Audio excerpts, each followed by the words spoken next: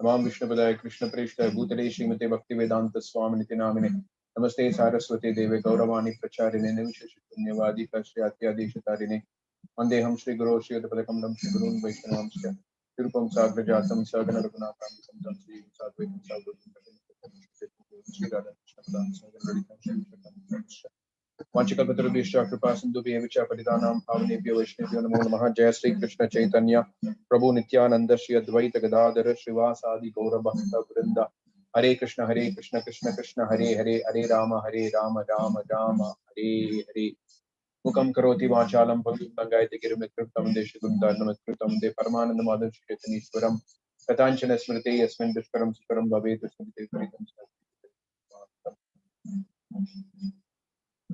Okay. Any volunteers to read today?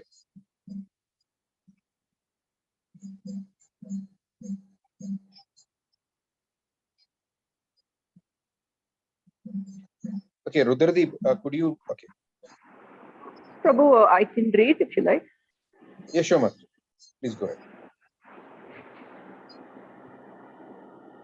ahead. Nairobi, September 18, 1971. In Nairobi, Srila Prabhupada demonstrated how a sannyasi should preach. For 1 month, he strictly followed Vedic tradition by staying only 3 days or less in the home of each of his Indian hosts. Then, although his host always provided him good food and comfortable accommodations, he would move on to the next place. This was the rule for sannyasis, Prabhupada said. It kept them from becoming attached to bodily comforts and from inconveniencing their host. For Srila Prabhupada to practice these rudimentary lessons of sannyas was of course unnecessary, for he was a Paramahamsa, a sannyasi in the highest order of Krishna consciousness, his body, mind, and words being totally engaged in Krishna's transcendental service. He was automatically detached from material comforts. Nevertheless, he followed the Vedic system just to instruct his disciples by his example. He was following the system of Madhukari, named for the bee, which takes only a little pollen from a flower and then goes on to the next. This system of brief visits also enabled Prabhupada to involve more families in Krishna consciousness and to honor the abundance of invitations. Wherever Prabhupada went, he was undisputably the Guru, the venerable sadhu. Yet, he would deal intimately with his hosts, developing friendships and behaving practically like an elder member of the family. His hosts would offer him the best room in their home, usually their own bedroom, and the lady of the house, along with her assistants, would cook elaborate meals. Prabhupada's natural Krishna conscious bearing was commanding, and his behavior was always aristocratic. Yet his hosts were charmed by his humility. Quickly, he was becoming the friend and Vaishnava Guru of many families in Nairobi.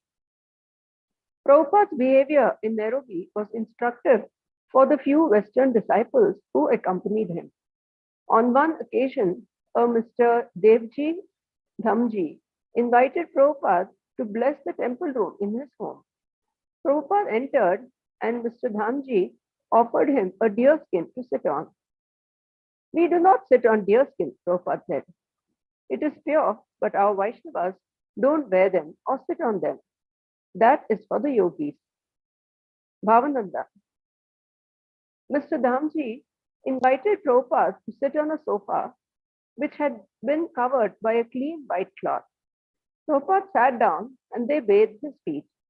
This was the first time I ever saw anyone bathe Prabhupada's feet.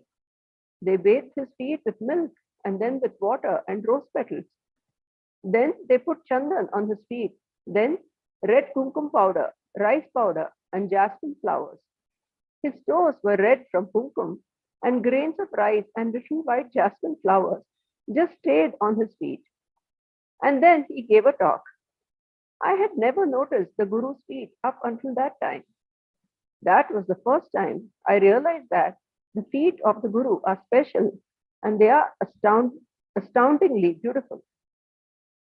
Prabhupada wasn't satisfied preaching only to the Indians. He wanted to preach to the Africans. Indians and Africans were completely segregated. But since a Krishna conscious person does not make distinctions based on the body, Prabhupada said the Indians had a duty to share their spiritual culture with the Africans. Prabhupada impressed on Brahmananda Swami that his first duty in Africa was to give Krishna consciousness to the Africans. Because of bad experience in Turkey and Pakistan, Brahmananda Swami had been reluctant to hold public kirtans in Nairobi. Besides, the Africans spoke mainly Swahili. They were culturally different and usually too poor to buy books. So Brahmananda Swami didn't know how to preach to them effectively. Going to the Indians had been easy and natural. But Prabhupada wanted the Africans. It is an African country, he said simply. They are the proprietors. We should be preaching to them. As with everything else in Krishna consciousness, Prabhupada demonstrated how to do this also. He got the use of a Radha Krishna temple in a predominantly African downtown area. The temple had a hall with doors opening onto the busy street, and Prabhupada instructed the devotees to hold kirtan in the hall, keeping the doors open. The devotees did as he asked, and in 5 minutes,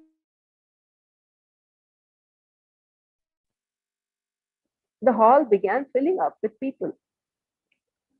It was a shabby area of town, and the people who entered were illiterate and dirty. But they were curious, and they happily joined in the kirtan, smiling, clapping, and dancing. Brahmana Swami left the hall and went to the nearby house where Prabhupada was staying. The place is filled with people, Brahmananda Swami said. But it is not necessary for you to come. We can carry on and do the program ourselves. No, Prabhupada said, I must go. Brahmananda Swami tried to discourage him. No, I must go, Prabhupada repeated. Are you going to take me? When Brahmananda Swami arrived with Srila Prabhupada, the hall was even more crowded than it had been a few minutes before. Prabhupada, in his silken saffron robes, appeared effulgent as he entered the dingy, poorly lit auditorium. As he walked, the crowd parted, leaving an aisle for him to pass among them, and they watched him curiously. On stage, Prabhupada led a kirtan and lectured. Although the Swahili-speaking audience was unable to understand Prabhupada's lecture, the people were respectful, and the kirtan they loved. Members of the Indian community had been apprehensive of Prabhupada's opening their hall to the Africans, and some of them had attended to see what would happen. Observing Prabhupada's compassionate program, however, the Indians were impressed. Such an apparently simple program had the spiritual potency to erase cultural boundaries. This should be Brahmananda Swami's mission in Africa, Prabhupada insisted, offering Krishna consciousness to the Africans. And the program should be simple, distributing prasadam, distributing free books, and chanting Hare Krishna with drums and kartals. Krishna consciousness should not be just another Nairobi Hindu religious society. The Hindu should take part by donating money, but Brahmananda Swami's preaching and recruiting should be among the Africans. When several Black American disciples joined Prabhupada in Nairobi, Prabhupada told them, 400 years ago, your ancestors were taken away from here as slaves. But just see how you have returned as masters. Prabhupada also organized Nairobi's first outdoor kirtan performance. The devotees went to Kamakunji Park's largest tree, a historical landmark connected with Kenyan independence. As they stood chanting beneath the tree, a large crowd gathered and many began chanting. Some even danced in a sort of tribal shuffle. One young man stepped forward and offered to translate Brahmananda Swami's speech into Swahili. The devotees distributed sweet bundi, and the people in the crowd really enjoyed themselves. The whole affair was a great success. Rushing back to Prabhupada, Brahmananda Swami reported on the wonderful kirtan in the park. Brahmananda felt the same emotion as in 1966 when he had reported to Prabhupada the success of the first kirtan at Washington Square Park in New York City. Now, as then, Brahmananda Swami had followed Prabhupada's instructions and the results had been successful. Prabhupada, by his personal example and by his pushing, Brahmananda Swami had within a few days changed the emphasis of preaching in Africa from Indians to Africans. The night of Srila Prabhupada's lecture at the University of Nairobi, 2,000 African students filled the auditorium with hundreds more standing outside to look in through the doors and windows. First, Prabhupada had Bhuta Bhavana, a black American disciple, deliver a short introduction using some borrowed Swahili phrases. Harambe, he began, which means, welcome, brothers, let us work together. Then Prabhupada spoke. The whole world is simply hankering and lamenting. You African people are now hankering to be like the Europeans and Americans, but the Europeans have lost their empire. They are now lamenting. So one party is hankering and one party is lamenting.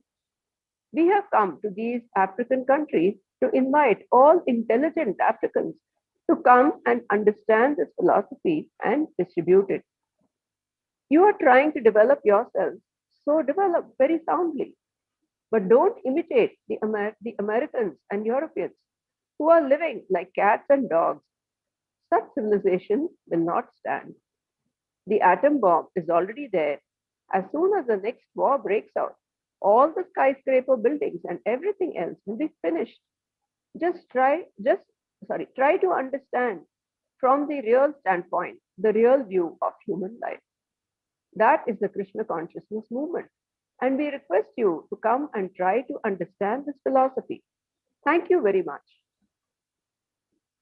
The audience burst into applause, giving Prabhupada a standing ovation.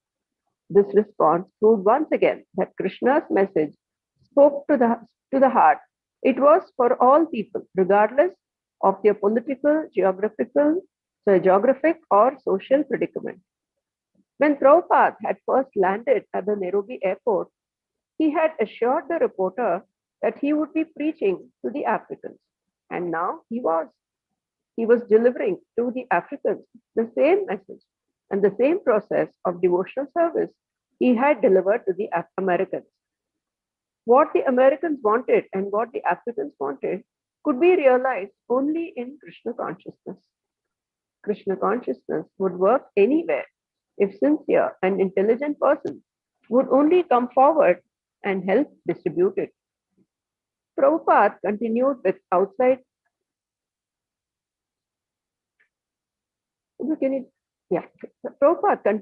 outside speaking engagements. While appearing on the popular TV show Mambo Leo, Prabhupada displayed a painting of Lord Caitanya dancing and chanting with his devotees.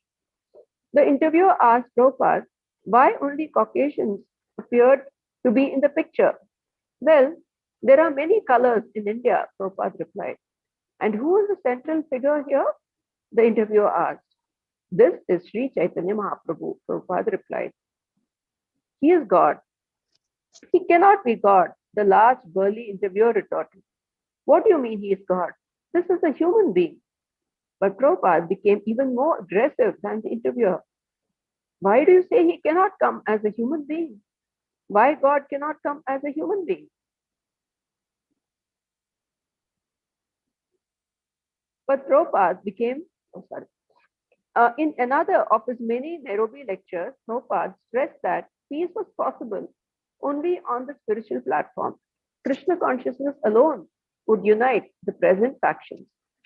For instance, in Africa, the Indians may be satisfied with their own methods, but the Africans are not satisfied. So if one is dissatisfied in material life, then another is satisfied, and there will be disturbance.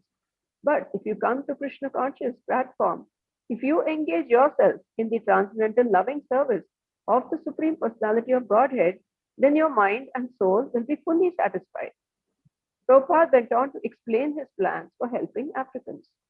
We have come to Africa to educate the people, not only Indians or the Hindus, but also the native people, the local population. I am glad that our people are going to Sankirtan party in the streets as we go everywhere in London, in New York, and all the big cities of the world. We are trying to lead our Sankirtan parties through the streets, and the local African boys and girls and gentlemen are gathering. They are receiving this movement. So there is every possibility of spreading Krishna consciousness everywhere. This movement has come here, so I request that those who are present try to cooperate with the Krishna consciousness movement. And I'm sure that the African boys and girls will take part in it, as you have experienced. We have a great many African boys and girls as our students in America. So there is no difficulty. It is not that because because one is very busy, therefore he cannot serve God, or that because one is poor or black or white, that he cannot serve God. No. Anyone who takes to the process of pure devotional service will never be checked. Prabhupada also asked his audience to help the devotees establish a center in Nairobi. We must have a place to stay. Unless we stay, how can we prosecute the movement? Therefore, help us immediately. Give us a place and see how things improve. You have already tested this movement and found that it has been successful all over the world. Why not Africa? We are not a sectarian group. We don't consider whether one is African or American. In Nairobi, Prabhupada heard of a new law in Tanzania that after 10 years, all private property would automatically become the property of the state, and that the owner would be entitled only to a 10% reimbursement. This was a typical Kali Yuga law, Prabhupada remarked. The state passes a law with no reasoning and no benefit for the people. The state should protect the people, Prabhupada said. In Vedic history, during the misrule of the demoniac king Vena, the sages and brahmanas had become very disturbed and had punished him. The sadhu's duty was to make sure the kings ruled justly. But today, nowhere in the world were political affairs in order. There was no sane philosophy to guide society. We must begin to interfere, Prabhupada urged his disciples. Now we are 500 men and we each have 50 years. So think of what we can do. But you must become dedicated as I am. Sometimes a Vaishnava is criticized as doing nothing, but Arjuna and Hanuman were Vaishnava warriors. When the High Court judges wear tilaka, then we are successful. My Guru Maharaj said that. My god brothers were forgetting temples, some rice, eating a little, chanting. But for us, first we work, then samadhi. The word samadhi technically refers to a state of trance. Mataji, can you just stop for a minute? Yeah. Yes, Prabhu. This is a very famous slogan. I don't know if you're aware of it, but when I joined the Krishna consciousness movement and later on, I've heard this so many times. Work now, samadhi later. So that is the essence of the Krishna consciousness philosophy, that we are interested in pleasing Srila Prabhupada. I don't know if I mentioned last class. There's one devotee who mentioned to me in Vrindavan, there are so many devotees who are so focused on their sadhana. They chant 16 rounds, 64 rounds, but they hardly preach. Our mission is not to develop love of Krishna by our methods. Our method is to develop, now our process is to develop love of Krishna by pleasing Srila Prabhupada. This is our method of developing love of God. So, Uddhava is among outside of Goloka Vrindavan. The best among all the devotees is Uddhava. And he has great appreciation for the Vrajavasis. Great appreciation, especially for the gopis. However, Uddhava is very satisfied serving Krishna in the way that Krishna wants him to serve. So Krishna when he left the planet, he asked Uddhava to stay behind. After all the others were destroyed and all, he wanted Uddhava to stay behind. He wanted him to go to Badrikashram. So Uddhava didn't think, oh, how wonderful it would be if I can go to Vraja.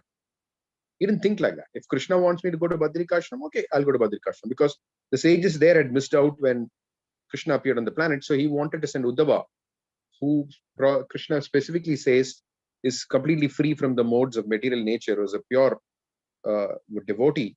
He wanted him to send to Badrikashram to give association. So Uddhava, he was very happy to carry out the mission of the Lord. So this is the essence of pure devotional service, that we are not interested in trying to become a gopi or this or that or nothing. We're interested in only one thing, satisfying Srila Prabhupada. This is the standard of pure devotional service that the members of the International Society for Krishna Consciousness are meant to follow. So for us, it's not about living in Mayapur or Vrindavan or anything for that matter. Whatever Prabhupada says, asks us to do, we are very happy to do that.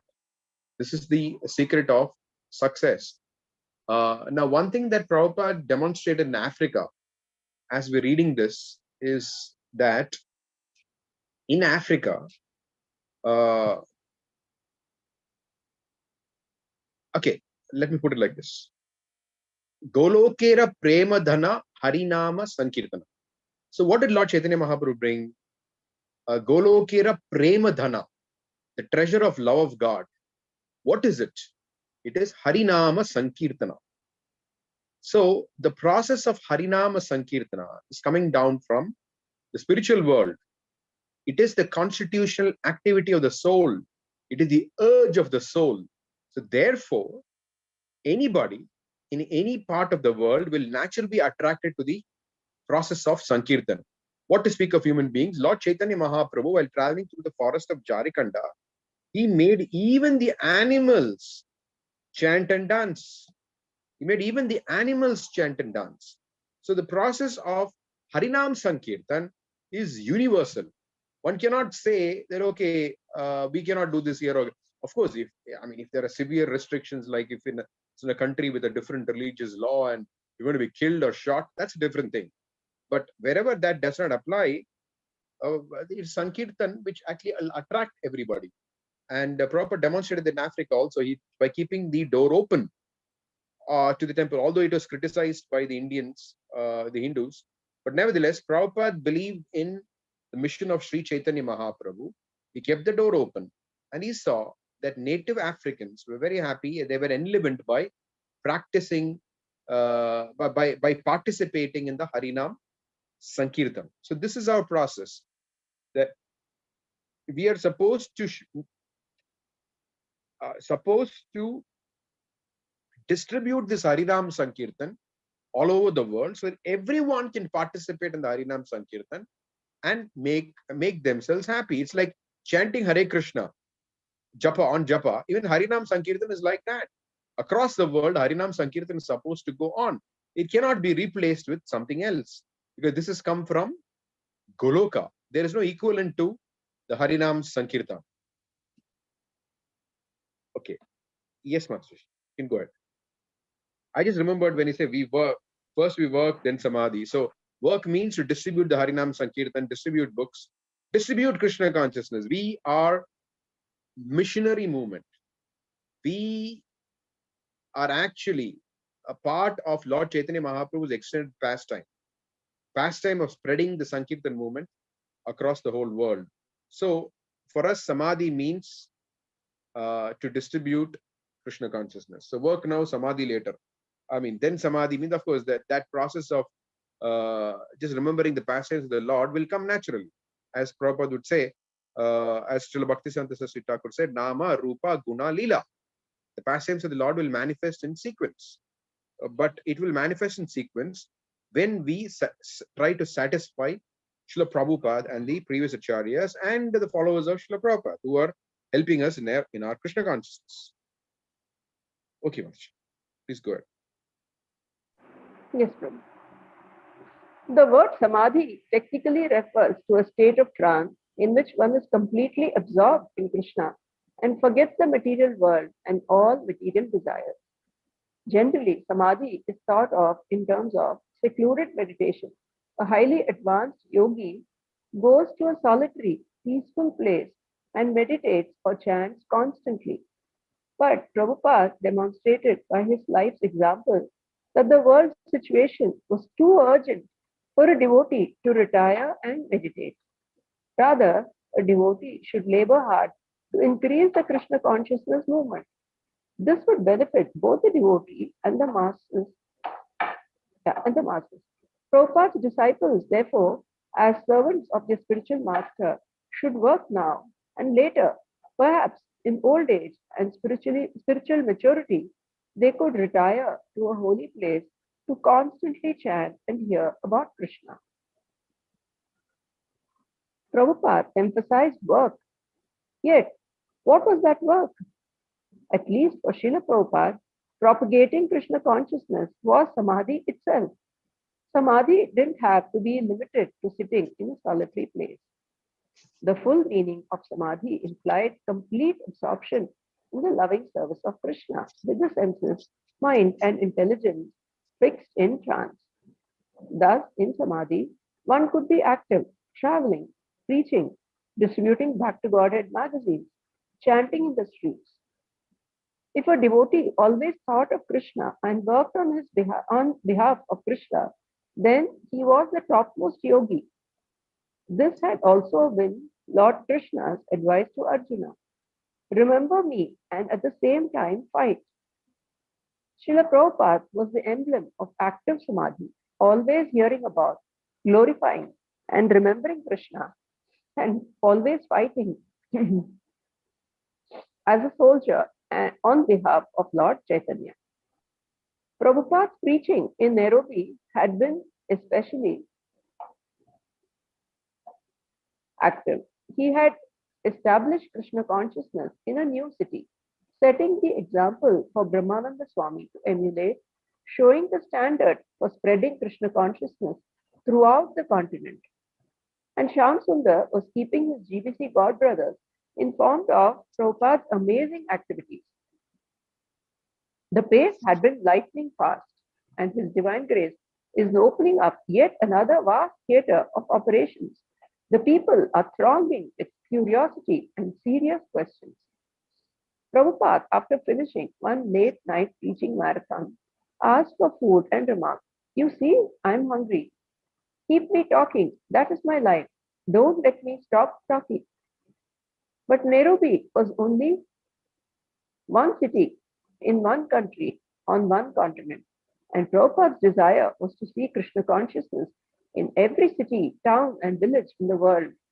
How could he do it in one lifetime, traveling to every city in the world, printing and distributing books in every language, constructing fabulous temples?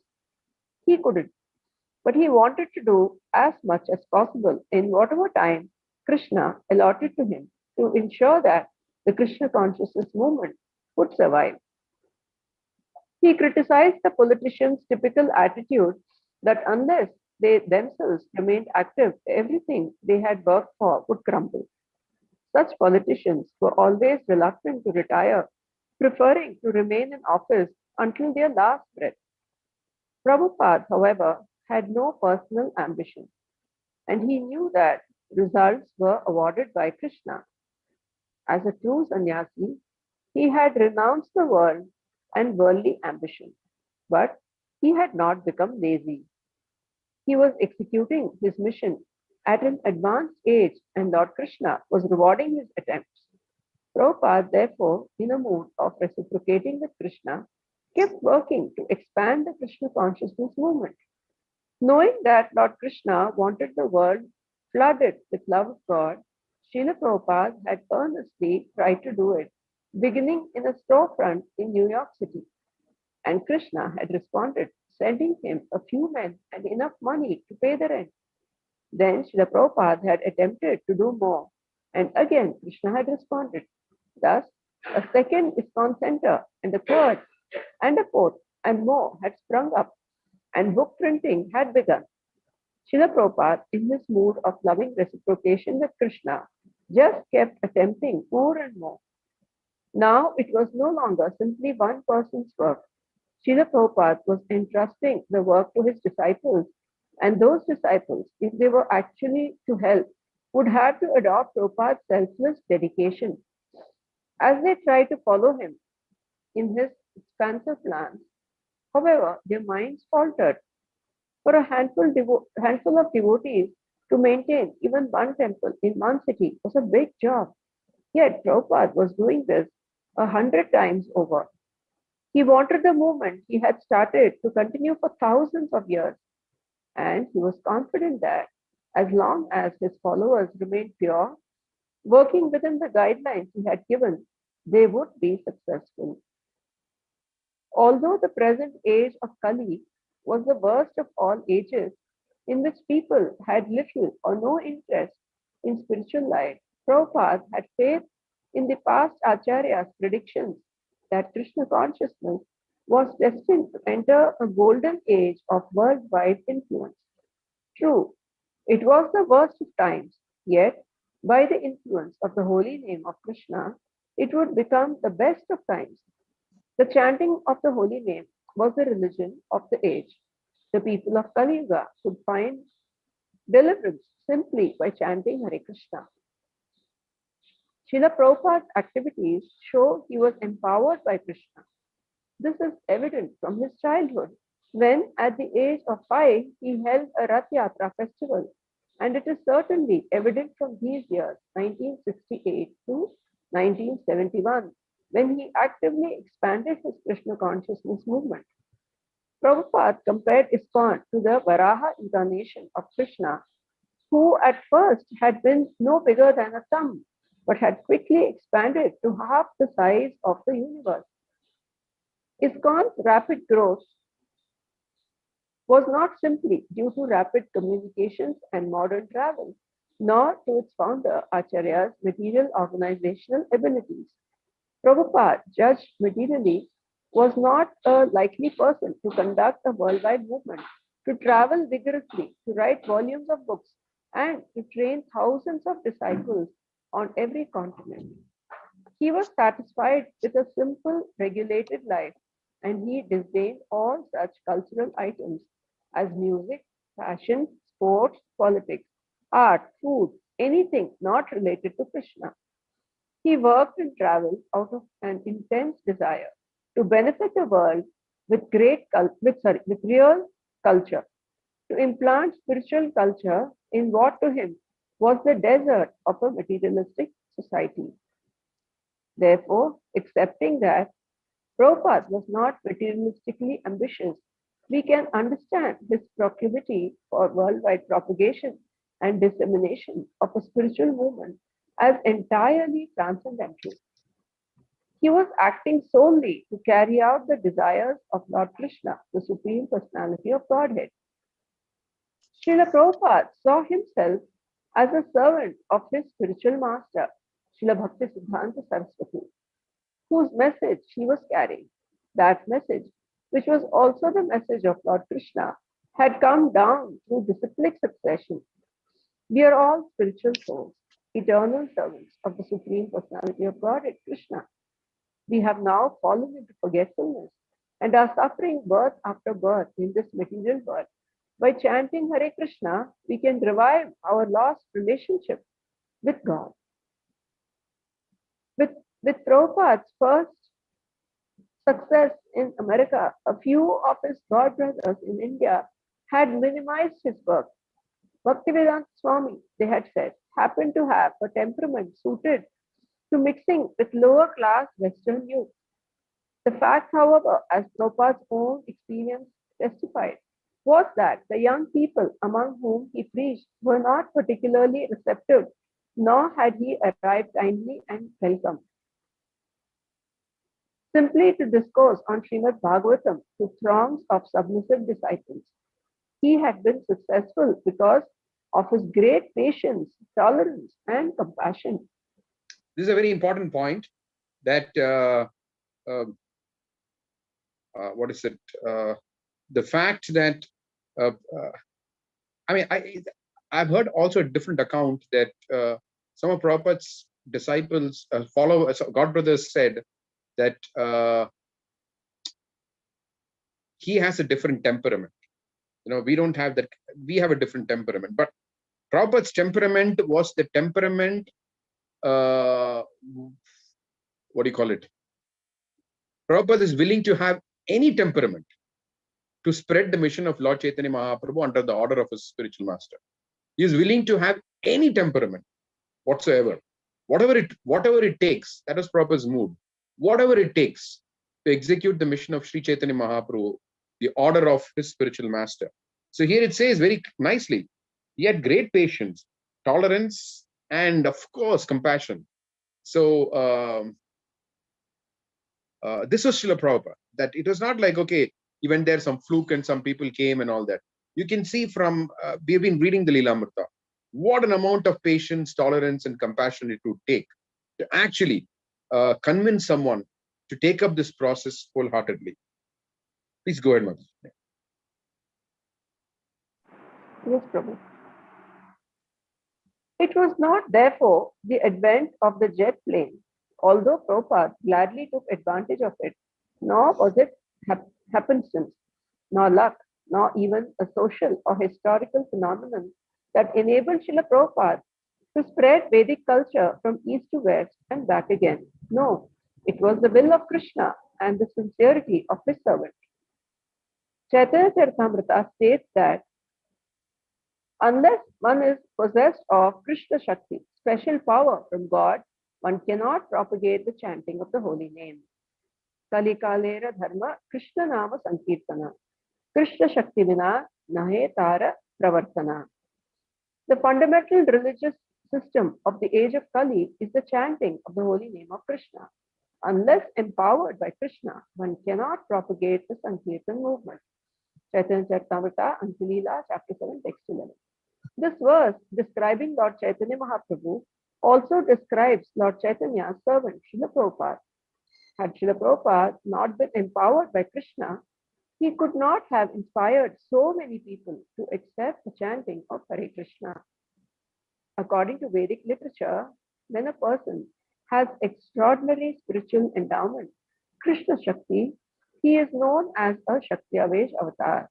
Although the word avatar generally refers to incarnations of God himself, the term Shakti-avesha avatar refers to an individual empowered by God to enact the mission of God in this world.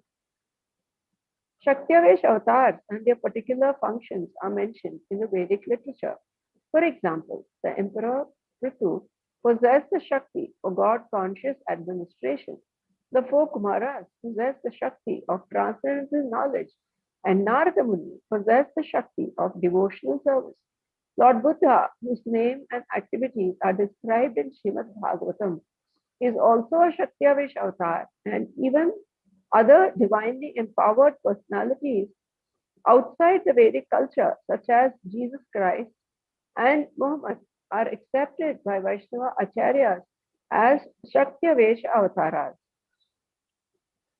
Srila Prabhupada's activities during the years 1968 through 1971 establish him as a Shakti-avesh avatar, and he fulfills the predictions of the scriptures. Prithvite ache yatha nagaradi gramam sarvatra prachar hoibe mora nama. In all the villages and towns all over the world, everywhere, the Sankirtan movement of Lord Chaitanya will be preached. Even from the viewpoint of religious history, Prabhupada's preaching was a fulfillment of the mission of Lord Chaitanya, who had appeared in West Bengal about 500 years before Krishna, the Krishna consciousness came west. The Vedic literature and the Vaishnava Acharyas concur that Lord Chaitanya is the original Supreme Personality of Godhead. Krishna himself appearing in this age as a pure devotee of the Lord. And just as Lord Krishna appeared with his plenary expansion, Lord Balaram, Lord Chaitanya appeared with Lord Balaram's incarnation for Kali Yuga, Lord Nityananda. Srila Prabhupada can be appreciated not only generally as the empowered representative of God, but specifically as the manifestation of Lord Nityananda. According to Gaudiya Vaishnava philosophy, Lord Krishna manifests himself to the souls of ordinary men through Lord Nityananda. The individual soul requires the help of God to realize God. This help comes by the causeless mercy of Lord Nityananda, who is therefore known as the original Guru. Although Lord Nityananda is the direct expansion of Lord Caitanya, his pastime is to serve Lord Caitanya by redeeming the fallen souls. Lord Nityananda and his representative, the spiritual master, do not alter the scriptures or the teachings of Lord Krishna, but make them more accessible and understandable. Lord Chaitanya commissioned Lord Nityananda to preach the holy name at everyone's door, and Lord Nityananda's exemplary mood of vigorous, compassionate preaching was also the mood of Srila Prabhupada. As Srila Prabhupada imparted this mood to his disciples, they in turn went out into the streets of cities around the world to distribute to everyone the mercy of the holy name of God. Lord Nityananda is especially renowned for saving two drunkard brothers, Jagai and Madhai, even though they had assaulted him when he had attempted to bless them with the holy name. In Lord Nityananda's time, Prabhupada on several occasions explained there were only one Jagai and Madhai, but now the whole world is filled with Jagais and Madhais. And Prabhupada was recruiting his disciples from these Jagais and Madhais. Srila Prabhupada fully displayed Lord Nityananda's compassion in taking all risks and freely giving the holy name. Even Lord Nityananda himself, during his appearance in India, did not approach as many fallen souls as Srila Prabhupada, nor did he approach souls in such degraded conditions of life or in so many rejected parts of the world. But he had done so now through his representative, Srila Prabhupada. As the recipient of the combined mercy of Gauranitai, Lord Chaitanya and Lord Nityananda, Srila Prabhupada blessed the world with love of God. Srila Prabhupada, however, never described himself as a great empowered personality, either in public or among his disciples. But he stressed that he was in disciplic succession, carrying the authorized knowledge, and he encouraged his disciples to take the same position. We want to create many pure devotees so that other people will benefit by their association. In this way, the number of pure devotees increases. Prabhupada knew well that propagating Krishna consciousness was not a professional business. Although in India, many professionals spoke or wrote on Srimad Bhagavatam to earn their livelihood, they could not convert materialistic people to devotional service. Only a pure devotee could change the materialistic heart. Prabhupada did not even conclude that he was a pure devotee, only that he was the servant of a pure devotee, Srila Bhaktisiddhanta Saraswati, his Guru Maharaj. Prabhupada prayed that before he left the world, he could create a living family of pure devotees to spread the Parampara teachings of Krishna consciousness and protect them from being changed or obscured. He emphasized that all the preachers of the Krishna consciousness movement could become pure devotees by following the regulative principles, avoiding sinful life, and regularly chanting Hare Krishna. Only in this way, he said, could the devotees have an effect on others. October 18, 1971.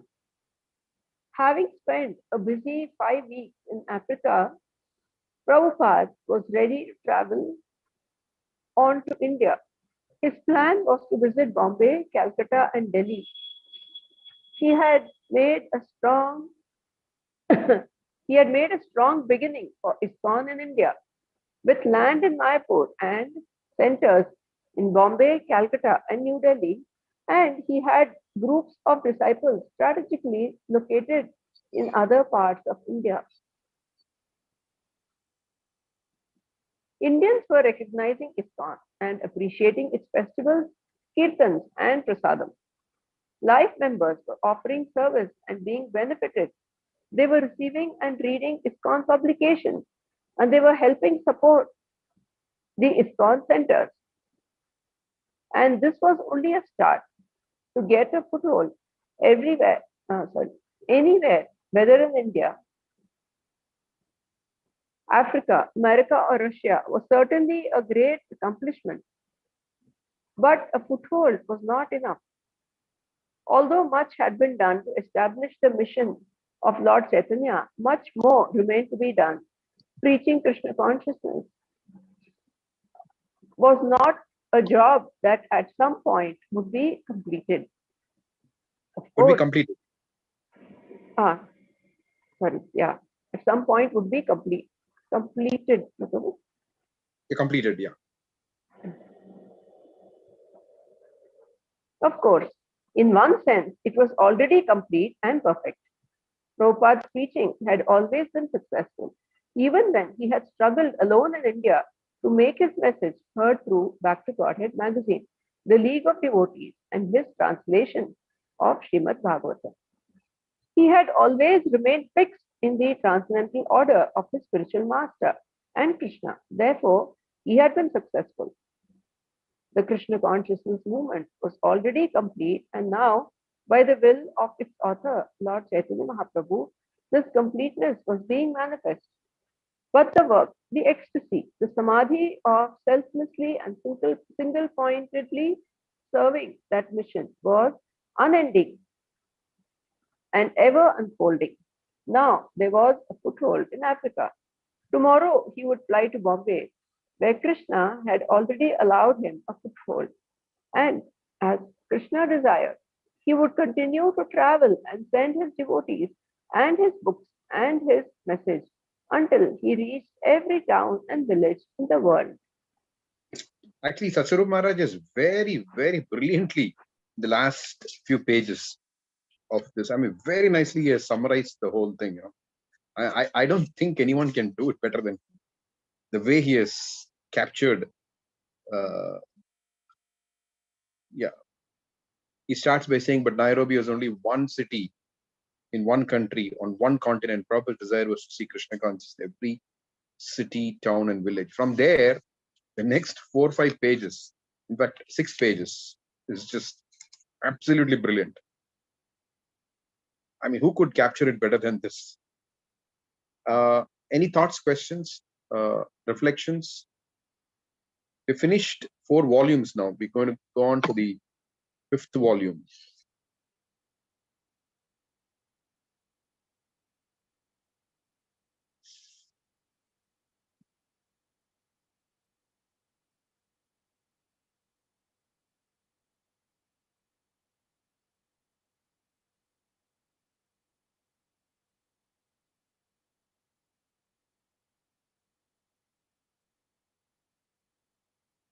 No thoughts? No reflections?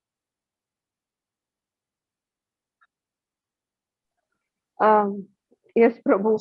It's Yes, really amazing to see the compassion of Srila Prabhupada and how he, really wants that, irrespective of whatever the people are poor and all that, that Krishna consciousness should reach each and every person, and how he practically demonstrates this, because his disciples were wondering how they could do that, and he just leads them from the front, and he's so successful beyond their imagination even. So it's really amazing to read that, and as you rightly said, he has described it so beautifully.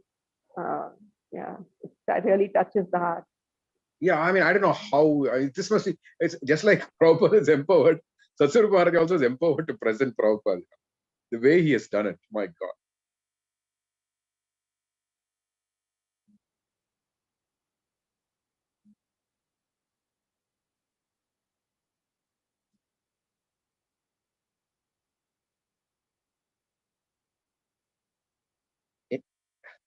Who else?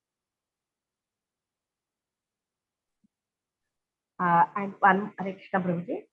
One Yes, more ma'am. point. Yeah, it was written that I think what Nityananda Prabhu didn't do means so much. This one more than that Prabhupada has done. Like he has given Krishna consciousness to the people who are lower than the, what to say, degraded people or like that. He has shown compassion and tolerance, patience, mercy towards them. So much, with so much patience, he has taught each and everything to his disciples so that we can follow this. Yes, Madhi. This is actually from our philosophy itself. Prabhupada also explains, by the mercy of Lord Nityananda, one can do more than Lord Nityananda. I think this is the, now I do not know, but I think at that time it was the only movement maybe where the people from all colors or all kind of people without any discrimination or who has joined the movement and who could serve Lord. Maybe I'm thinking because I don't know, at that time there was like caste system and other systems. Even not only in India, outside also colors, this one black, white, so differences were there where they were not allowed. Maybe even in South Africa, they said Hindus were not really interested in black people to come and join and all this. But, Yeah, I mean, there was racial discrimination at that point in time. Yes. It's correct. So Prabhupada broke through all those barriers. It's correct. I think this is the only movement where at that point of time where everyone was able to join and serve. Yeah, but it's not that once people joined our movement, everything was all right. Bhaktivedanta Maharaj once complained to Prabhupada that there is discrimination against black body devotees. So Prabhupada said, if you think, I mean, if you start thinking in this way, that means you're also in the bodily concept of life. You know, that you're also thinking I'm black and white. Of course, Prabhupada did not encourage it. But the point that Prabhupada is trying to make was to rise above that platform. Of course, Prabhupada is also very strict. There should be no racial discrimination, all things. But then the instruction that he gave to Bhaktivedanta Maharaj was that just like sometimes a woman reporter, they would ask Prabhupada, why do you say that women are less intelligent or whatever? You know, and Prabhupada would say, if you think you're a woman, then it applies. So don't think you're a woman, you think you're a spirit soul. Act on that platform.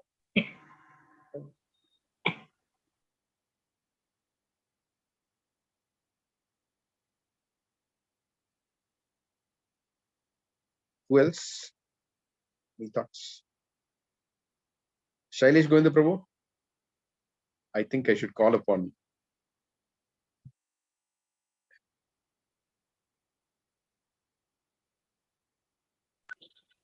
Thank you for wonderful class. Sorry, I was driving. So. Sorry, maybe we should go on. If you maybe No, disturb. it's okay. I mean, I can talk a bit later if it's okay. Once I've put some stationery, so I can talk a little better then. This particular section is quite close to mine and my wife's hearts because where our families originate, or obviously originate from India, but we're from East Africa. 3 generations are in East Africa. My wife is from Kenya, born in Nairobi. I'm born in Kampala. Although we came to London quite an early age. So the London, Nairobi, East Africa, all that connection is very dear to us. And there is, Sri Prabhupada has shone an incredibly powerful light of Krishna consciousness and how it should be taken in these, because the Asians and Indians were quite complicit in the racial discrimination ourselves in Africa, actually. Where you would look down on the Africans and the servants and stuff like that, and so Prabhupada immediately said we shouldn't just be preaching to the Indians, we should be preaching to the host communities. Absolutely right, and it was just so refreshing the way he approached all of this. Yeah, I'll talk a bit later on the Prabhuji. Sure, thank you for that. Who else? Anyone else? Vankin Govinda Prabhu, Gunaraj Prabhu, Rajapremika Mataji, would you like to say something? Hare Krishna Prabhu. Yes, Bankim, go on. No, I was just thinking of the costume of Dhruva Maharaj, where he was sent to the forest. Neither his father nor his stepmother, no one knew about him. Already he was an exalted devotee. That's the reason Lord appeared in front of him in 6 months' time or 5 months' time. Likewise, Prabhupada also was an exalted soul. And how is it nobody has realized Prabhupada until he showed his, until he need to, until he showed his power of his spiritual, what I'll say, how Potency. elevated he is. Yeah, potency. Till that, how is that nobody has realized, even though he was an exalted scholar at that point of time, and he had some accomplishments at even before coming here. So that is something which I feel always surprised. I was comparing to Dhruva Maharaj. So when Dhruva realized the Lord, then the king and the entire entourage of the kingdom and his stepmom all came. To welcome him, to give him a grand welcome. So even I was just comparing, why is that they have missed Prabhupada also at that point of time, although he was an exalted soul. The point is that Krishna does not reveal their spiritual effulgence easily. So that spiritual effulgence is revealed by the will of Krishna, and it's also revealed to those who are seeking, not just automatically revealed like that. So it's by the will of Krishna that the spiritual potency of great personalities are revealed. Even Bhaktivinoda Thakur, or even Bhaktisiddhanta Saraswati Thakur is a little different, but Bhaktivinoda Thakur, there are other acharyas who appear like common ordinary men, but then Krishna reveals their spiritual potency and their spiritual effulgence and spiritual glory when he wishes to reveal them. True, Prabhu. It depends a lot on the seeker also. If there's a very sincere seeker, then Krishna actually reveals their glories. Yeah. I think Krishna waited for the right time. Yeah, Krishna knows what he's doing.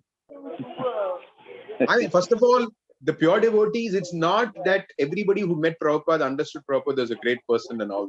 They did understand to some extent he was a great person, whatever.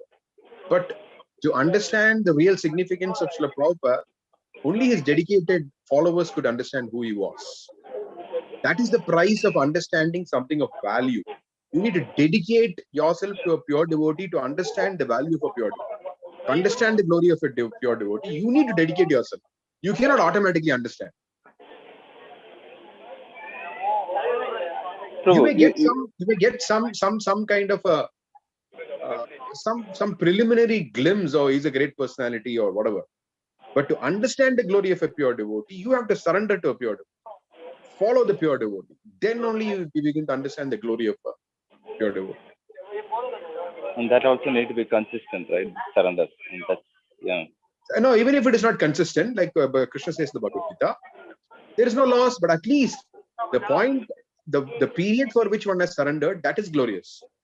During that time, whatever glimpse, whatever insight one gets is legitimate insight. Even if later, if they are inconsistent and give up, whatever, nevertheless, what they have gained is irreversible.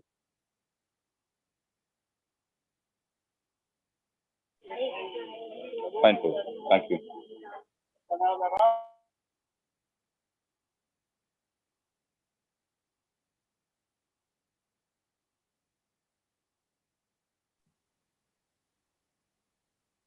Krishna Prabhu. Yes, Mataji.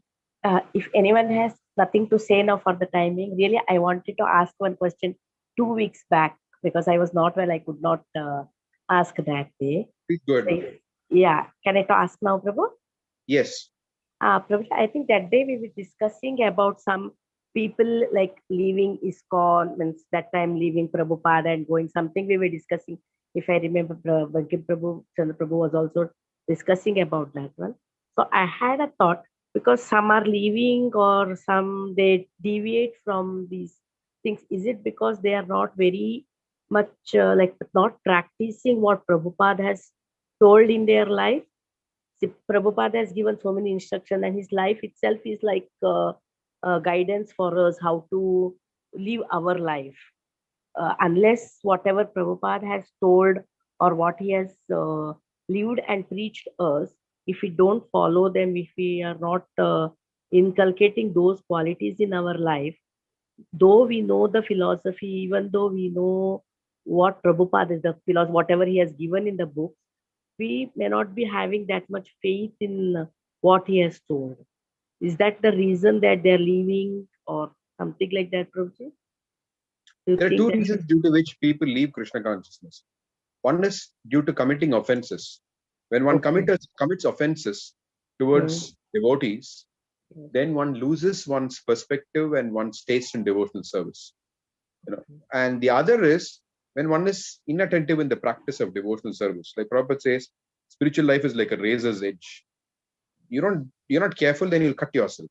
So we have to be practicing Krishna consciousness. Like Prabhupada said, a devotee has to be afraid of Maya. There is a difference between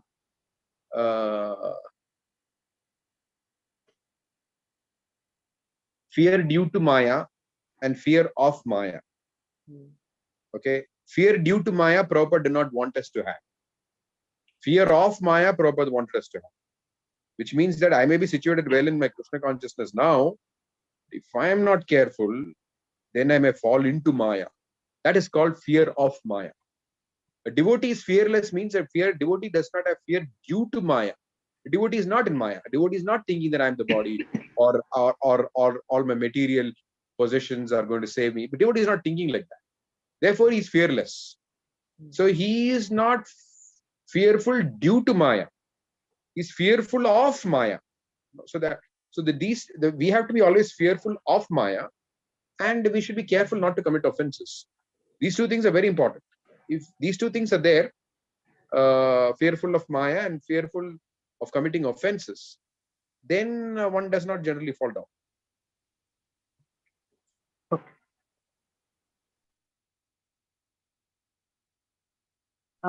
Also, Prabhuji, does that mean, like, for example, now there are many people who preach very good and like they are good preachers or something like that. But yes, ma'am. There are people who do not follow what they preach also. So how and what will be their position?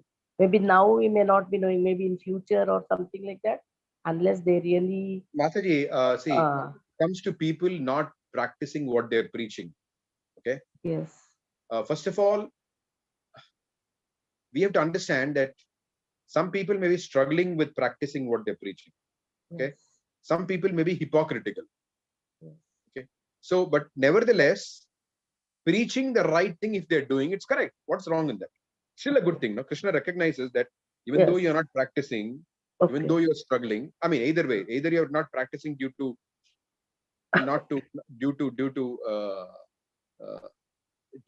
insincerity, or you're trying to practice but you're struggling. But in either case, if you're still speaking the right thing, Krishna recognizes you're still doing the right thing now. Okay. Although the one who's struggling and still saying the right thing, that person is definitely superior. Okay. The best is, Mataji, the best is one who's already practicing what they're preaching. Yeah. Second is those who are struggling but want to practice what they're preaching. Okay. Third is they're not practicing what they're preaching, but at least they're preaching right. Oh, yes. But worse than that is those who are not practicing, not preaching also properly. Okay. That is craziness. Okay.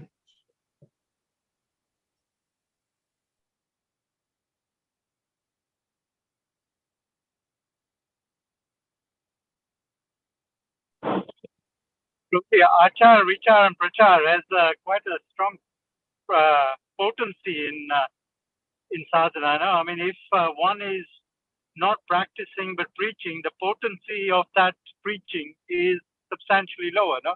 I understand the difference between hypocritical preaching and someone who is trying sincerely but struggling. That's a different matter. But to preach what you are not practicing out of hypocrisy has no potency, no? No, not hypocrisy. Yeah, obviously. Hypocritically, if you preach, my point is Krishna. We look at things from our perspective.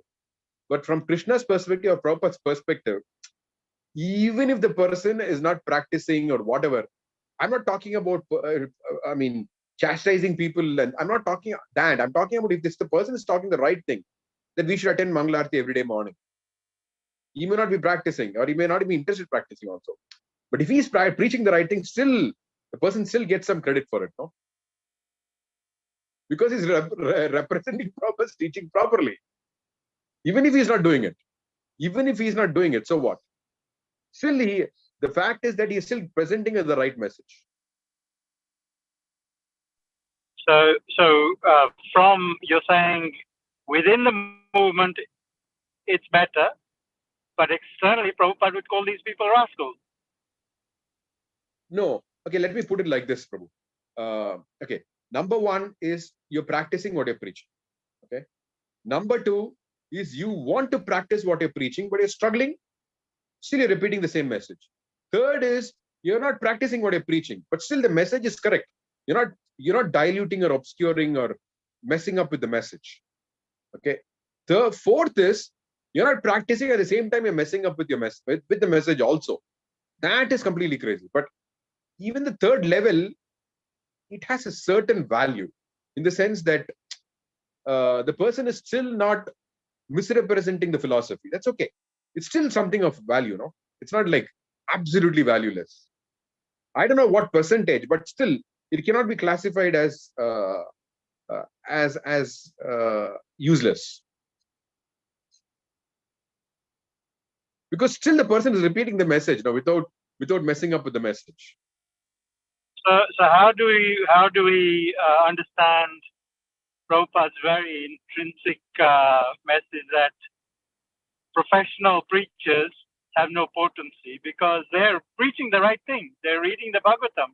They may be doing it for money, but they're still reading the Bhagavatam. No. So but the why such so heavy preachers, criticism on? No, professional preachers don't repeat the message as it is. No, they don't generally do that.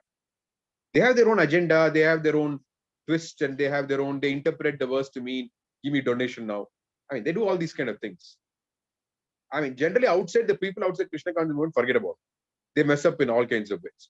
But I'm only referring to people within the Krishna consciousness movement.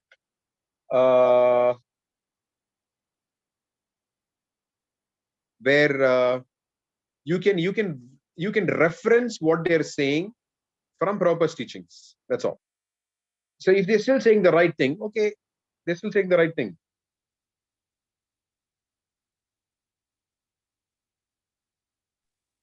Thank you, Prabhu. You understood, right, what I'm saying, or no? Yeah, yes, Prabhu. I mean, I don't know what extent they get credit. I don't know that, how Krishna, but the fact is that, I don't know how to put it, like say, if they're saying things right, for example, we have to try to get up in the morning, we have to finish our rounds in the morning. If they're saying these kind of things, which are correct things, and even if they're not doing it, and if they, I mean, even if they're not thinking about doing it, but still, they've still done the right thing by conveying what Prabhupada has said, They've acted as a peon. Now, okay, but if someone is practicing and preaching, that has greater potency for sure. They're going to carry definitely greater potency than the person who's struggling, than the person who's repeating just like the potency will vary, definitely.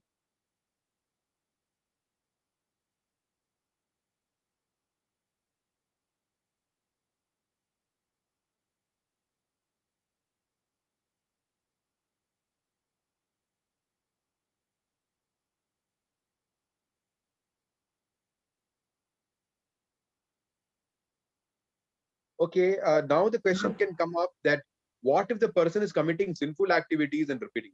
So that's a whole different thing. I'm just talking about, I'm not talking about people committing sinful activities and also preaching Krishna consciousness, right, and all that. That makes it a little bit more complicated. I'm only talking about people who are taking it easy in life. That's all. I'm not talking about people who are committing sinful activities and those kind of categories, or cheating and I mean, I'm not talking that category of people. I'm just talking about people who are what do you say, lazy. Let me put it like that. Prabhuji, just for this one, what will be their position, this third category, like who do not practice but preach? They say like the correct things, they do the preaching and all. Masi, I'll tell you a simple example, okay? Today morning, I was hearing a lecture by Prabhupada. So Prabhupada is talking about Sanatan Goswami, okay? Sanatan Goswami was under what do you call it, a Muslim king. But he tells the king, see, you are a king. Therefore, you are a representative of God. So it is my duty to also recognize you as a representative of God and not create anarchy. I mean, he probably doesn't use the word, but the basic idea was that. So similarly, there may be people in the Krishna consciousness movement who, by their position or whatever, they're representing Prabhupada. Okay, now they may not represent Prabhupada properly, but the fact that they're having a position which represents Prabhupada in an institution, for that we have to give some respect. We cannot overturn Prabhupada's system because of the imperfect people. That is the point that I'm trying to make. Because Sanatan Goswami is talking like that to Nawab Hussain Shah, saying that, look, I don't remember the exact sentence. Prophet says, you are the representative of God because you are the ruler. According to Shastra, king is the ruler. So there is a position which I have to respect. Sanatan Goswami talks like that. So this is the same thing with members of International Krishna Conscious also. Even a person is not representing a position properly, still the person is holding a position. There has to be some respect given to a person because of holding the position. Now, the person is committing criminal acts, that's a different thing. Forget about criminal acts. That has to be dealt with on an individual case-to-case basis. But we're not talking about that level of activity. Or some abuse. We're not talking about that. We're talking about somebody who is not up to the mark or who may be deficient in various ways. So the position has been established by Prabhupada, and that should be respected. Thank you very much. Thank you for clarifying.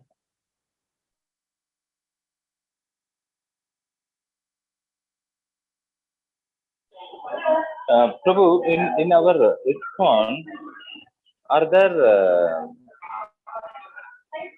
are Brahmins developed to recite mantras, slokas for any functions? Are there such kind of Brahmins being developed, Prabhu? What, Roji? What? I didn't hear you. No, in ISKCON, are there Brahmins who have been trained to perform pujas or some kind of ceremonies? That is, who are learning all the rituals and the mantras and all.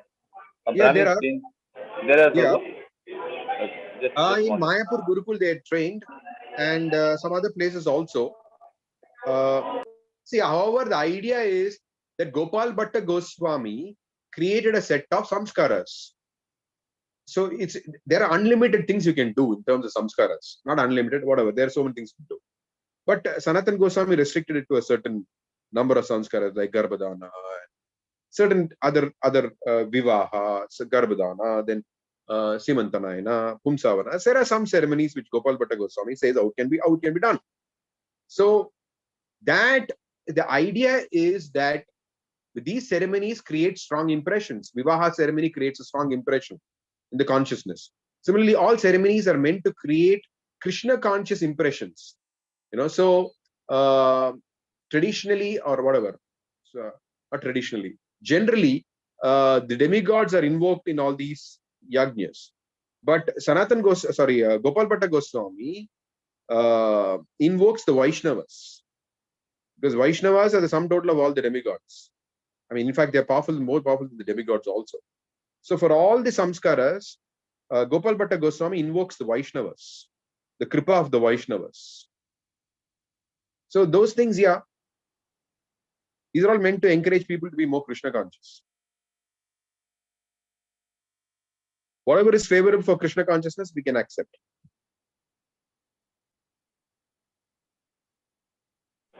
Thank you.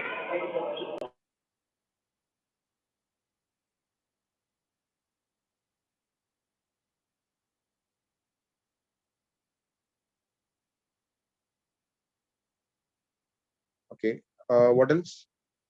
We'll go on to read for another 10-15 minutes now. You can.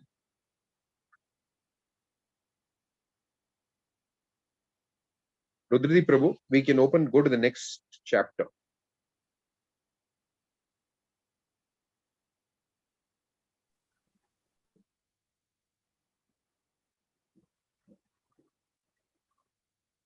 We start with this, Prabhu.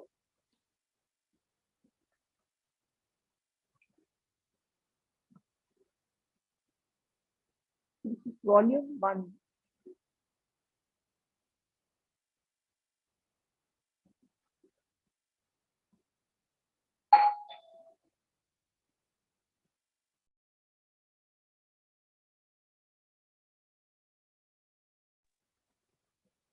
Chapter 37. We are just starting volume 2 now. Is that right?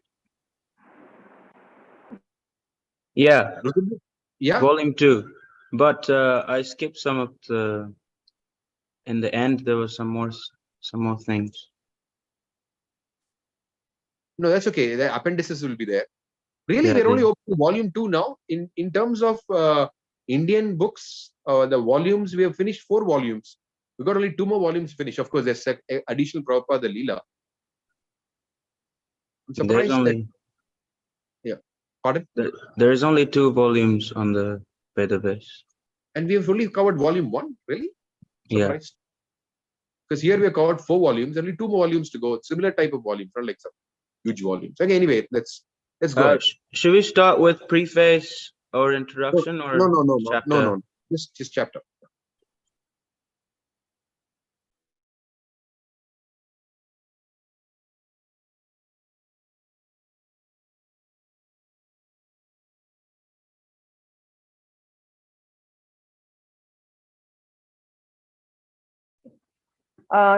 Chapter 37. The land is yours. Calcutta, March 1971. It was midnight. Srila Prabhupada sat on a pillow behind his low desk. His light, the only one on in the building. All the other devotees were in bed. On the desk before him rested the dictating machine and a volume of Srimad Bhagavatam with Bengali commentary.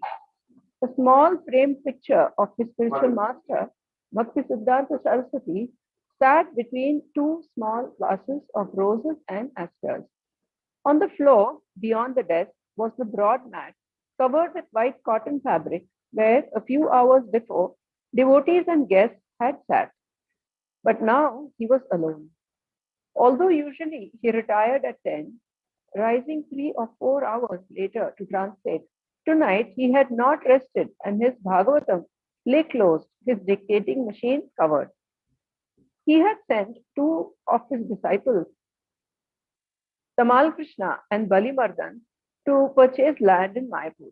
6 days had passed, however, and still they had neither returned nor sent word. He had told them not to return until they had completed the transaction, but 6 days was more than enough time.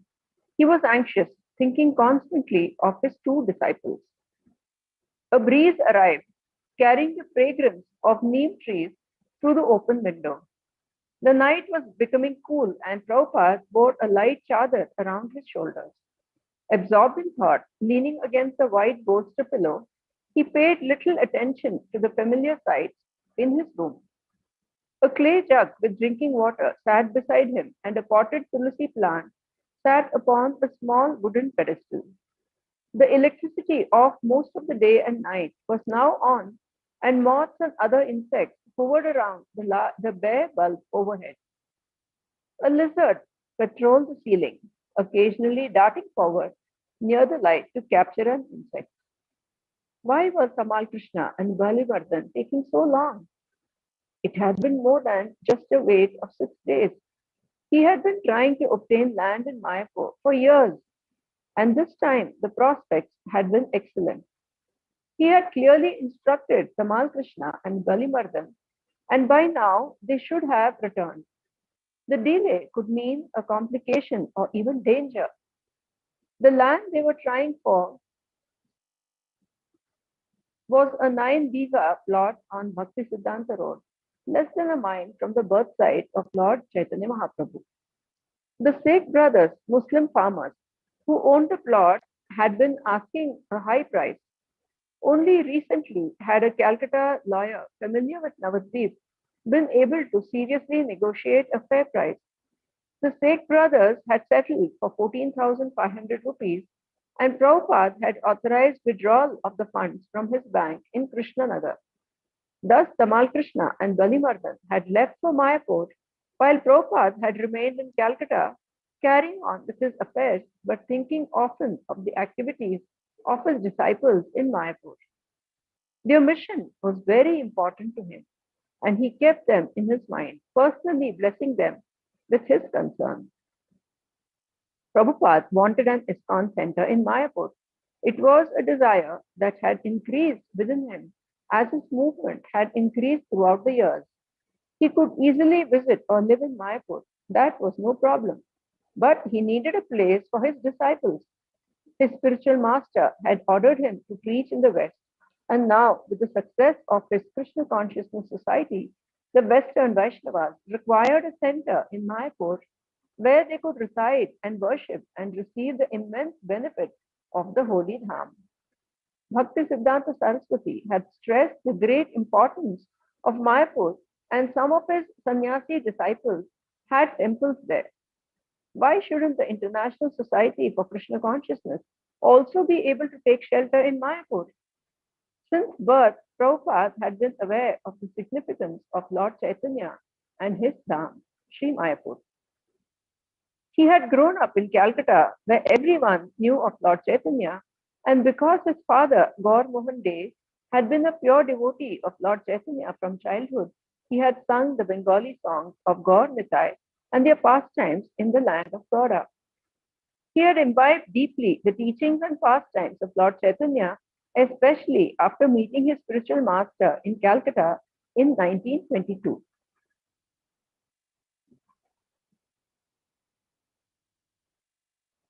Lord Chaitanya had spent his first 24 years in Mayapur and Navadvip. Yet, since his manifest pastimes there almost 500 years ago, the places of those pastimes had been obscured, the Lord's birthsite lost, and his teachings confused and misused.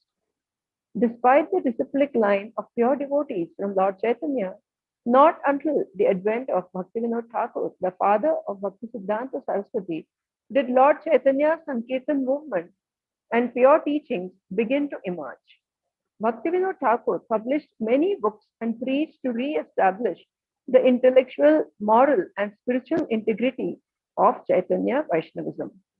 He researched and explored the land of Navadvip, ascertaining the exact birth site of the Lord. Citing Vedic evidence, he established that many previous incarnations of Vishnu had enacted pastimes in Navadvip. Not only did Bhaktivinoda Thakur document Navadvip's past glory, but he also foresaw its glorious future when a religion based on the teachings of Lord Chaitanya would emerge and spread throughout the world, and when European and American Vaishnavas would throng to Navadvip to join their Bengali brothers in chanting Jai Sachinandan. All glories to Lord Chaitanya, the son of Sachi. The time would come, Bhaktivinoda Thakur wrote, when in the land of Navadvip, on the plain of the Ganges, a magnificent temple would arise, proclaiming to the world the glories of Lord Chaitanya. Bhakti Siddhanta Saraswati, carrying out the desires of his father and preceptor Bhaktivinoda Thakur, had formed the Gaudiya Math for propagating the teachings of Lord Chaitanya and the glories of Navadvip Dham. He had induced a wealthy disciple to spend his fortune for erecting a temple at Lord Chaitanya's birth site in Mayapur, and he had constructed a Kirtan hall commemorating the place of Lord Chaitanya's Kirtan. He had also constructed his own residence in Mayapur. He had built temples throughout India, 64 in all. But because he wanted the English-speaking world, especially to take to Lord Chaitanya's movement, he had emphasized as first priority the publishing and distributing of Krishna conscious literature. Srila Prabhupada, sitting in his room in the Calcutta temple, shared the great vision of Bhakti Siddhanta Saraswati and Bhaktivinoda Thakur. Yet, to enact this great vision, he had to take practical steps. He was content to take them in the most humble way. A devotee should not simply daydream, expecting Krishna to accomplish everything with miracles. Prabhupada, however, was not dreaming idly. Working for years alone in India, he had held his plan of going to the West, and Krishna had at last fulfilled that desire. In America, in whatever circumstances and with whatever small facility Krishna had provided, he had preached. And slowly, step by step, he had met with success, realizing his vision of a worldwide society of devotees. Always he had kept his greater vision in mind, as every step forward had given him deeper satisfaction and brought him closer to fulfilling his mission. Prabhupada sometimes told the story of a poor potter who dreamed of expanding his business and becoming fabulously rich. As the potter slept one night, he dreamed of how much land and how many houses he would have and how he would have a beautiful wife. When the potter considered that perhaps the wife would quarrel with him, he became angry and said, "If my wife fights with me, I will kick her." And kicking, he broke the only two pots in his stock and was reduced to nothing. Whether chanting or writing or reading or preaching, Prabhupada had been absorbed in his plans for spreading Krishna consciousness and fulfilling the dream of the past acharyas. Now he was anxious to complete the next step, and for this he was waiting up past midnight, meditating on his two disciples and their important mission. As Prabhupada sat, wrapped in thought, the only sounds were the usual sounds of the night: mice within the walls, a brahmachari snoring on the veranda, and in the distance, the night watchman making his sounds, his stick striking the street. There were no cars, and only an occasional wooden rickshaw clattered along the potholed street. Prabhupada wondered if perhaps his boys had been robbed. Before sending them off, he had shown Tamal Krishna how to carry money around his waist in a makeshift cloth money belt. But it had been a great deal of money, and robberies were not uncommon around Navadvip. Or perhaps there had been some other delay. Sometimes in land negotiations involving large sums of money, the court would require that a clerk record the denomination and serial number of every note exchanged. Or perhaps the train had broken down. Suddenly, Prabhupada heard footsteps on the stairs. Someone opened the outer door and now walked along the veranda just outside. A soft knock. "Yes, who's it?" Prabhupada asked. Tamal Krishna entered and prostrated himself before Srila Prabhupada. "So," Prabhupada asked, "what is your news?" Tamal Krishna looked up triumphantly. "The land is yours." Prabhupada leaned back with a sigh. "All right," he said, "now you can take rest." London, August 1971. Prabhupada had asked the Indian High Hare Krishna Commissioner. Mataji. Hare Krishna Mataji. I think it's 5:15 now, so we'll end with that for today's class. Any thoughts, reflections, questions? I think Shailesh Govinda Prabhu said he wanted to speak later. He's away. Are you available now?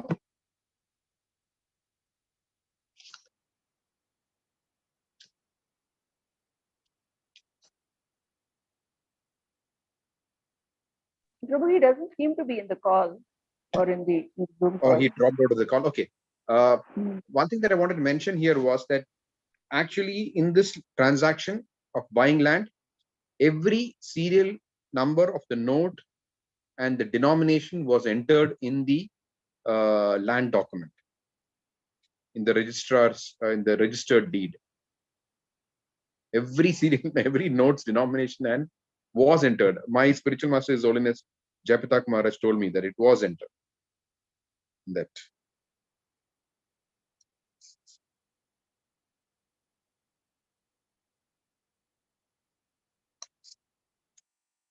So, Prabhu, would you be able to tell us which was the first plot of land that was actually purchased in all of the Mayapur land that we see now? From the main gate all the way to the 9 bigas. Someone from Mayapur here, I think. How many bigas is 1 acre? I think 3 bigas is 1 acre. I think. Yeah, I Gunraj, have read that 3 bigas is 1 acre. I have read 3 that. bigas is 1 acre, right? So here is 9 bigas, which means 3 acres. From what I know, I mean, I don't know. I need to find out much. But the main land, the Bhajan Kutir was there. That's for sure. That whether it was both left and right and front and I don't. I mean, not front. Front was of course the main road. Where yeah, I need to find out which exactly was the first plot of land.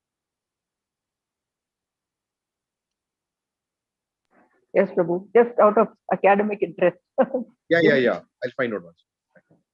Prabhu, I think even up like Lotus building and the long building till there and all. Yeah, I mean Yeah, that's my understanding also. That is yeah. until the Yes. Lotus building and long building, and not. Yes. Yeah, but it's basically 3 acres of land. So yeah, I mean, whether it goes to the long building, I don't know. But my understanding was it goes up to the Lotus building and the temple area. Because I heard that long building is the first what guest house built really. No, but the temple hall was constructed before that also. Yeah, Lotus building was there, like as the rooms and all, but as a guest room, I think guest house. Yeah, I know, but that I think where it happened during second phase, I don't know, or first phase, I have to check that. Yeah. I mean, my spiritual master is now in America, and so once he comes back, I think I'll ask him, or I can still ask him. Let me see if I can get an answer. I'll send a voice message and let's see if he replies, and I'll let you know next week.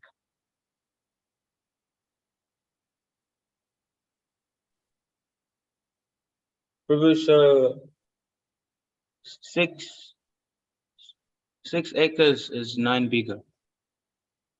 6 acres, is it? 2 bigas is 1 acre? 9.6 acres is 9.6 biga. How many bigas make 1 acre? Yeah. So 1.6 biga is 1 acre. 1.6 bigas 1 acre. Okay. So we are talking about 6 acres of land. That's pretty big, actually. Yeah. 6 acres, right? Okay. All right. Thank you. Thank you for that information. Anyway, I'll check. Let me see. I mean, I'll check for the information. What was the first plot of land?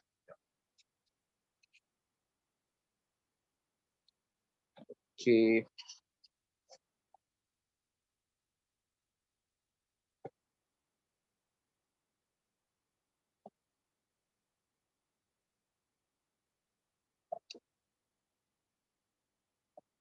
All right. So we can stop here then.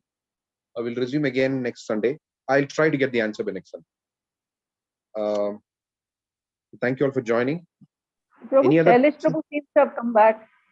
Okay. Shailesh Prabhu, you wanted to speak? We're waiting to hear back from you.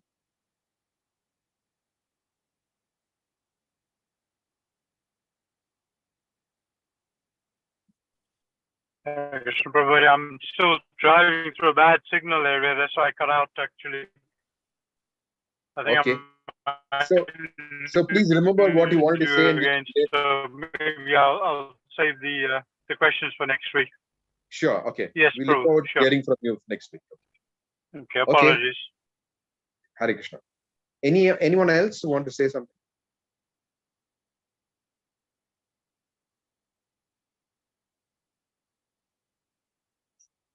Okay.